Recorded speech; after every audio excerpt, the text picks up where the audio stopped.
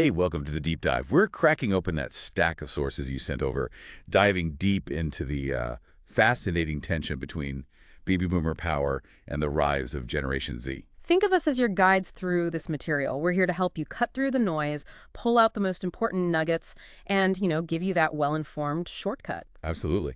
And today's mission feels pretty crucial. We're exploring sources that analyze the dynamics between the continued political and economic dominance of baby boomers and the emerging influence and very distinct viewpoints of Generation Z. And we've got a really interesting mix on the table for you. There's a column from a Pakistani newspaper, Nawa Wat, which gives us a look at this generational tension outside of, say, just the U.S. context. Which is valuable. And then there's a critical analysis white paper from something called Political AI. Oh. It's absolutely packed with data. So pretty eye-opening stuff. Definitely. Plus, a broad overview of Gen Z's political views from Wikipedia, which helps round things out. So we're pulling data, global context, and some contrasting viewpoints.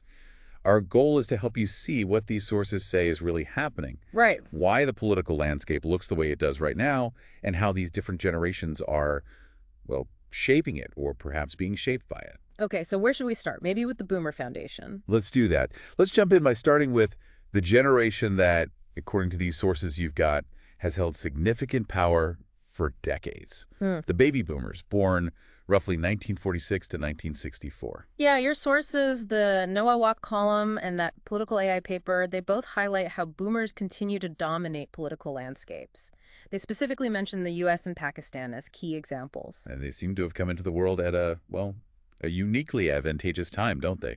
The sources point out that boomers benefited hugely from that post-World War II era. Right, a time marked by a significant economic prosperity and a certain social stability. Which this material suggests allowed them to accumulate significant wealth, political capital, and cultural influence over time. Exactly, and they've been very effective at mobilizing these resources. The Noah Walk column specifically notes their consistent high voter turnout as a key reason for their kind of sustained leadership roles. And the Political AI white paper put some really striking numbers to this wealth aspect. Yeah. It highlights that boomers control a massive 53% of U.S. household wealth, about $75 trillion. Wow. While Gen Z right now holds less than 1%. I mean, just think about that disparity for a second. It's huge. Yeah. And the paper also draws a comparison. At age 30, boomers typically held 25% of national wealth. Okay. But Gen Z, at that same age, is projected to hold less than 5%. That's a fundamental shift in, economic opportunity early in life, isn't it? It certainly seems that way based on this data. But it's not just about individual wealth or voting habits, is it? Yeah. The sources also point to structural advantages that help maintain this power dynamic. Exactly. In the U.S., the Nawa Watt column argues that the entrenched two-party system creates structural barriers. Meaning the system itself. Yeah, things like campaign finance rules, ballot access, maybe even media coverage patterns. It just makes it inherently harder for new or outside voices, who are often younger, to compete and break through. The system favors the established. Now, the situation in Pakistan, according to Nawak, is shaped differently, but with similar outcomes for youth. It mentions its hybrid democratic system. Right, which is described as, attempting democracy, but often influenced or constrained by non-elected powers like the military. Plus limited civil liberties. These factors together create significant barriers for younger generations trying to enter formal politics there. And the column even names veteran politicians born in the 1950s and 60s, people like Asif Ali Zardari, Nawaz Sharif, Imran Khan, as continuing to play pivotal roles, leading influential parties. It really reinforces that established dominance. Nawak also mentions something specific in Pakistan I found interesting: the dismantling of student unions. The source points out this removed crucial platforms for youth political activism, and importantly, leadership development. Losing those spaces where young people could organize, debate, develop skills. Yeah, outside the formal, often inaccessible system. That's a key point about pipeline development, or lack thereof. And the Political AI paper adds another layer, stating that globally, older generations, including boomers, hold about 70% of political leadership roles. 70%. And in the U.S. Congress specifically, the median age is 60 years old.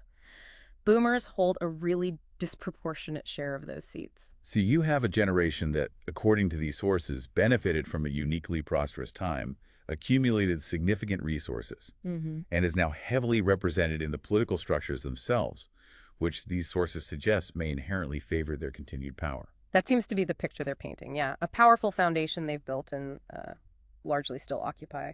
Okay, so now let's pivot.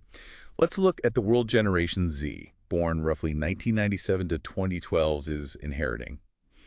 Your sources make a pretty strong case that many of their challenges are directly linked to this boomer legacy. Right, and the decisions made during their period of dominance. This is where the data from the political AI white paper gets really compelling, maybe even a bit sobering. It lays out some stark economic and environmental burdens facing Gen Z. Let's start with the economic side. Okay. The paper highlights significant economic inequities. Take stagnant wages, for example. Adjusted for inflation, boomers earned about $45,000 a year at age 25, back around, say, 1979. 45,000 inflation adjusted. Got it. But Gen Z, they're earning around $32,000 a year at the same age today. And the source even mentions higher productivity for Gen Z compared to boomers at that age. Wow. So potentially more productive, but earning significantly less in real terms. That's a big gap right there. It is. And then there's housing. This source details a major housing affordability crisis facing Gen Z. It's something you hear a lot about anecdotally. Yeah, definitely. Well, this paper puts a number on it. It uses the home price-to-income ratio, basically. How many years of income it takes to buy an average home. Okay, what's the difference? For boomers at age 25, back around 1970, that ratio was 2.6. 2.6 seems manageable. Right. But for Gen Z at age 25, around 2023, it's 7.2. 7.2. That's almost triple the relative cost. Exactly. So it's not surprising the paper notes Gen Z homeownership rates are 30% lower than boomers were at the same age. And the source even links this partly to boomer-led policies favoring suburban sprawl, saying that exacerbated housing shortages we see today. That's the argument presented, yes. And then there's the student debt burden, another huge topic for Gen Z. Oh, yeah. The political AI paper notes the average annual tuition for boomers, inflation adjusted, was around $1,070. Okay, 1,070. For Gen Z today, it's about $10,740. 10 times higher. Roughly, yeah. And the average Gen Z student loan debt per borrower is cited as $28,950. That's a heavy weight to start your career with. No kidding. And the paper's predictive modeling ties this all together. It suggests that without intervention, Gen Z is projected to inherit $58 trillion less wealth than boomers by 2045. 58 trillion less. So just looking at that economic picture from the sources, less income, vastly more expensive housing and education, carrying more debt, and a projection of inheriting far less wealth overall. That's the economic mountain Gen Z is looking up at, according to this political AI source. It's quite a contrast to the boomer starting point described earlier. And it's not just economic either, is it? Your sources also discuss the environmental consequences, linking them back to decisions made during the boomer era of peak influence. Correct. The political AI paper points out that boomer-era industrialization, specifically between 1960 and 1990, saw CO2 emissions increase by 40%. 40% increase in that period. And that suburban sprawl we mentioned, the paper says it contributed to a 60% loss of U.S. wetlands during that time. And now, fast forward, Gen Z is projected to face climate costs exceeding $1 trillion annually by 2050. And inherit 90% of the costs associated with climate adaptation. It's no wonder the source notes that 75% of Gen Z reports eco-anxiety. Right. And that anxiety is often linked, according to the source, to perceived insufficient climate action by previous generations. It seems to be a major source of distress for them. Then there's technology. The sources touch on this too. Boomers benefited from early tech advancements, like ARPANET. A precursor to the internet, yeah. But control of the tech sector today remains concentrated. The political AI paper states that 70% of tech board seats are held by older generations. And here's another striking point from that source. Despite being seen as the most digitally savvy generation, Right, digital natives. Gen Z actually earns 30% less in the tech industry compared to boomers at the same career stage. Even in tech. Wow. So putting it all together from these sources, you have a picture of a generation inheriting really significant challenges: economic inequality, environmental degradation, concentration of control in key sectors. And the sources seem to directly link these challenges, at least in part, to the legacy of the generation that still largely holds political and economic power.